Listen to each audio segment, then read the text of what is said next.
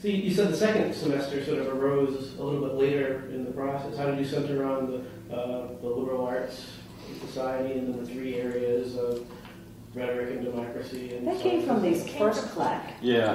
We had those as units in the original CLEC pilot. We had units more like the old humanities, and democracy and rhetoric. I think we called it globalization was one of them. So we were trying to capture some of what the humanities program did in addressing civilization and the progress, or whatever you want to call it, the movement of people and societies toward different ideas of the community, the individual, and the divine. Yes.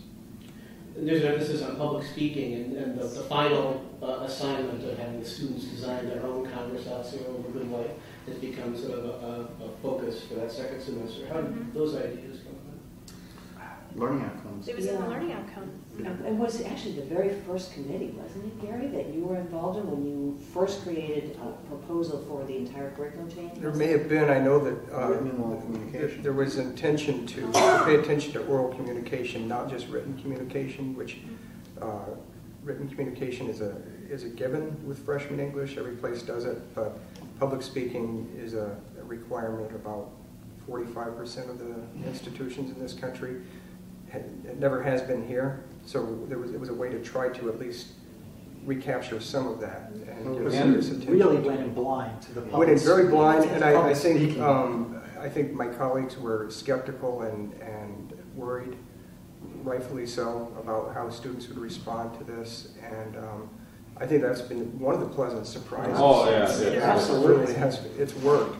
I remember coming back when we were meeting as a group, and we'd say, how'd your public speaking exercise go? And we're like, pretty well. Yeah. We're all pretty happy. Like, let's try that. And it worked much better than we thought it would. And the progression of their skills was evident. Right. Their final presentations were very good. They might have done much more hesitant early readings, and by the time they got to the last one, they realized they could do this. They could and I think the other secret was that though we were trepidatious about really making this a major element, we didn't respond to that fear by making it kind of a minor element. We went all in, and it was surprisingly effective. At least in all of the sections I've taught, it turned out to be a very good thing.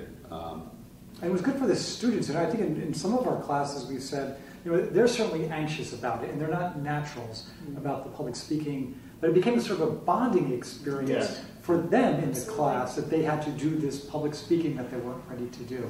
So it had that good effect. And they would be cheering one another on by the end, which was good. And by that time, they had 5 months effectively with each other. So they had the dynamic of discussing in seminar. And this was sort of the next natural progression for them. Well, that's one of the nice things about the program that's perhaps different from the original program, is it's been sort of a focus for introducing students to the Conversatio of the college and building community and bringing them in. Was that something that arose naturally out of your pilot, or was that a plan for the course from the beginning? It was a plan. It was I think it came certainly probably out of CLEC 1. It came out of the original curriculum committee and into this, that we have to be much more explicit to the students about what Benedictine, Catholic, and liberal arts mean. I don't think that was probably the case 30 or 35 years ago. And I think teaching in both programs, if you look back, that was one of the weaknesses of portraits, is this is important, learn it.